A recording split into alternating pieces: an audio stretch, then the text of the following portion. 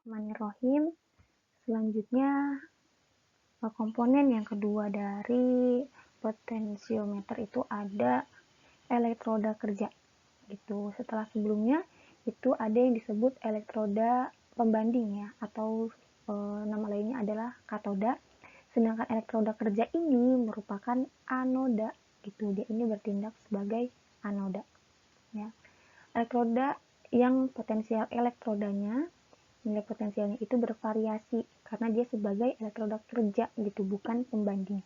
Kan kalau pembanding itu berarti harus tetap ya nilainya gitu, sedangkan yang kerja itu harus bervariasi terhadap konsentrasi analit yang akan diukur.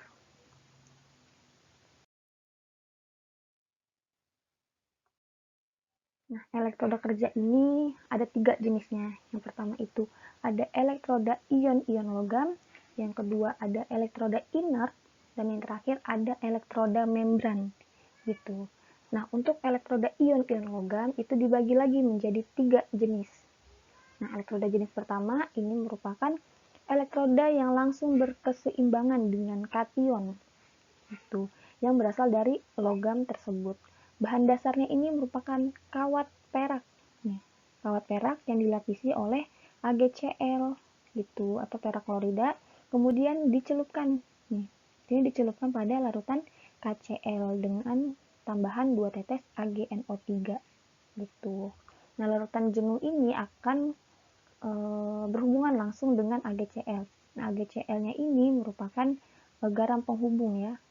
Kan dalam sel flota itu kan ada yang disebut sebagai jembatan garam gitu, jembatan garam untuk terjadinya reaksi gitu. Nah, si AgCl ini bertindak sebagai garam penghubung atau jembatan garam. Untuk elektroda yang jenis kedua itu elektroda yang harga potensialnya itu bergantung pada konsentrasi dari suatu anion. Nah, anion itu kan merupakan ion negatif ya. Gitu. Contohnya adalah elektroda perak nih, bisa dipakai buat elektroda anoda ya, sebagai anoda. Reaksinya bisa ditulis AgCl keadaan solid menjadi Ag bentuknya padat, kemudian ditambah Cl-nya gitu. Nah, sedangkan untuk elektroda jenis ketiga itu elektroda logam ya, yang harga potensialnya itu bergantung pada konsentrasi ion logam lainnya gitu. Jadi tergantung dari ion logam lain-lainnya. Contohnya adalah elektroda Hg, raksa yang dapat digunakan untuk menentukan konsentrasi Ca2+, Zn2+, atau Cd2+ yang terdapat dalam larutan gitu. Jadi kalau yang kedua itu tergantung dari anion, nah kalau yang ketiga itu tergantung dari konsentrasi ion logam lain gitu. Untuk jenis elektroda yang kedua itu ada elektroda inert. Inert ini artinya tidak bereaksi kan ya. Nah, suatu logam inert biasanya dipakai platina, plat platina. Karena platina ini bekerja dengan baik ya, dengan elektroda indikator untuk beberapa pasangan redoks. Misalnya adalah ini, dengan pasangan redoks ini gitu. Nah, si platina ini itu tuh bagus gitu untuk membangkitkan kecenderungan atom tersebut dalam mengambil atau melepaskan elektron. Nah, padahal si platina ini tidak ikut bereaksi gitu. Makanya si platina ini bagus digunakan sebagai elektroda. Jenis elektroda kerja yang ketiga, yang terakhir, itu ada elektroda membran. Elektroda membran ini telah digunakan dan dikembangkan cukup luas karena dapat menentukan ion tertentu gitu. Nah, karena bisa digunakan untuk menentukan ion tertentu, makanya elektroda membran ini biasa disebut dengan elektroda selektif ion atau disingkat sebagai ESI gitu. Elektroda membran juga digunakan untuk menentukan pH dengan mengukur perbedaan potensial antara larutan pembanding yang keasamannya tetap dan larutan yang akan dianalisis gitu. Jadi nanti kita juga akan belajar tentang pH meter gitu. pH meter adalah alat yang digunakan untuk mengukur pH gitu, karena pada dasarnya prinsip kerja dari pH meter itu menggunakan metode potensiometri gitu. Biasanya dipakai nih elektroda membran karena bisa juga untuk menentukan pH gitu. Elektroda membran ini dibagi menjadi empat jenis. Yang pertama itu ada elektroda kaca. Nah, elektroda kaca ini nih merupakan elektroda yang paling bagus kualitasnya gitu, dan dijual pasaran juga banyak gitu karena bagus ya. Ini terbuat dari Corning 015, merupakan kaca yang terdiri dari 22% Na2O, 6% CaO, dan 72% SiO. Ketika dicelupkan ke dalam larutan berair, maka pada bagian luar dari membran akan terhidrat sampai 10 nanometer sampai beberapa jam. Hasil hidrasi dari membran menghasilkan muatan negatif. Ion natrium yang mampu bergerak menembus lapisan, nih, karena terbuat dari Na2O, mampu menembus lapisan hidrat berfungsi sebagai ion penghitung. Jadi dia digunakan untuk menghitung ion. Ion hidrogen dari larutan itu berdifusi ke dalam membran dan membentuk ikatan yang lebih kuat dengan membran gitu, sehingga mampu menggeser keberadaan ion Na+. Gitu. Jadi si H+-nya itu akan menggeser keberadaan Na. Nah, jadi semakin banyak Na, maka H+-nya juga akan semakin banyak. Nah, H+ ini yang akan diukur gitu pada alat.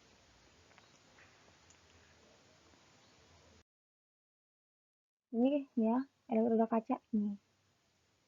Kelebihan dari elektroda kaca ini, karena dia terbuat dari kaca, maka larutan ujinya itu tidak akan terkontaminasi. Ya, jadi larutan ujinya itu aman. Itu tidak akan tercampur dengan elektroda. Kemudian zatnya itu tidak mudah teroksidasi atau tereduksi. Elektroda ini bisa dibuat cukup kecil. Nah, karena bisa dibuat cukup kecil, maka volume sampelnya juga bisa sangat kecil karena ukuran elektrodanya kecil gitu. Tidak ada permukaan katalitis yang kehilangan aktivitas oleh kontaminasi seperti platina pada elektroda hidrogen. Jadi kalau penggunaan platina yang tadi elektroda inert itu masih bisa terkontaminasi. Nah, sedangkan kalau menggunakan ini elektroda kaca itu tidak kehilangan aktivitas ion ya karena tidak terkontaminasi gitu. Nah, tapi elektroda kaca ini punya keterbatasan gitu. Ketika sampelnya itu sangat tinggi pH-nya, misal NaOH pH-nya 13, itu akan berakibat pada spesifisitas untuk H+-nya hilang gitu. Selanjutnya, ketergantungan tegangan pH-nya berkurang. Potensialnya menjadi tergantung pada Na+, pada konsentrasi Na. Sedangkan prinsip dari elektroda ini, elektroda kaca, itu kan si Na-nya akan digeser ya oleh H+, oleh keberadaan H+. Gitu. Tapi ketika pH-nya itu tinggi, nih, si Na-nya ini tuh tidak bisa seluruhnya tergeser gitu oleh H+. Makanya jadi tergantung dari makanya potensialnya itu jadi tergantung dari konsentrasi Na+ gitu. Kalau itu pH-nya kalau tinggi. Nah, selanjutnya elektroda membran ya, ada yang padat, cair, dan gas. Nah, kalau yang padat itu menggunakan polikristal yang terdiri dari satuan kristal garam anorganik. Esi atau elektroda selektif ion polikristal ini dibentuk dari plat tipis Ag2S atau campuran dari Ag2S dan garam perak atau logam sulfida. Nah, kalau elektroda membran cair ini merupakan suatu fasa spesifik yang dibatasi oleh suatu dinding ya. Jadi cair tapi dibatasi oleh suatu dinding yang berpori dan inert gitu. Kan kalau cair, kalau nggak ada pembatas nanti akan bercampur kan ya, berarti dengan larutan sampelnya. Makanya kita butuh yang namanya dinding. Dindingnya ini berpori. Berpori ini artinya sebagai tempat terdistribusinya ion-ion gitu. Distribusi ion-ion. Cairan spesifik tersebut terdiri atas senyawa organik dengan berat molekulnya tinggi, jadi BM-nya itu harus tinggi. Tidak larut dalam air, ini wajib ya, karena kalau bercampur dengan air, dapat larut dengan air, maka nanti konsentrasi elektrodanya akan berubah juga. Dan memiliki struktur yang memungkinkan terjadinya pertukaran ion antara ion bebas dalam larutan yang diukur oleh ion-ion yang terletak pada pusat kedudukan molekul cairan spesifik. Contohnya adalah elektroda membran cair, ini ada Na+, K+, atau Ca2+. Dan yang terakhir, ini ada elektroda membran gas. Nah, elektroda ini itu memang sengaja ya dibuat untuk mendeteksi konsentrasi gas yang terlarut dalam larutan. Gitu. Jadi ada larutan sampel, dia mengandung gas. Nah, gas-gas yang terkandung dalam larutan tersebut itu bisa diukur ya dengan menggunakan elektrodanya adalah membran gas. Selanjutnya, dalam suatu instrumen, ya instrumen potensiometer, selain ada elektroda kerja dan elektroda pembanding yang dipakai sebagai katoda dan anoda, kita butuh yang namanya nih voltmeter. Voltmeter itu kan alat yang digunakan untuk mengukur voltasi gitu, arus listrik kan ya. Gitu kan karena potensiometri sendiri kan terjadi pada sel volta ya. Artinya dari reaksi kimia menghasilkan arus listrik. Itu menghasilkan arus listrik. Nah, arus listriknya yang dihasilkan ini akan diukur pada alat yang disebut sebagai voltmeter gitu. Setelah voltmeter, kita juga butuh larutan sampelnya. Ini mah udah pasti ya. Kalau nggak ada sampelnya, kita mau mengukur apa kan nggak ada ya. Gitu. Selanjutnya sebetulnya pada sel volta itu ada yang disebut dengan jembatan garam.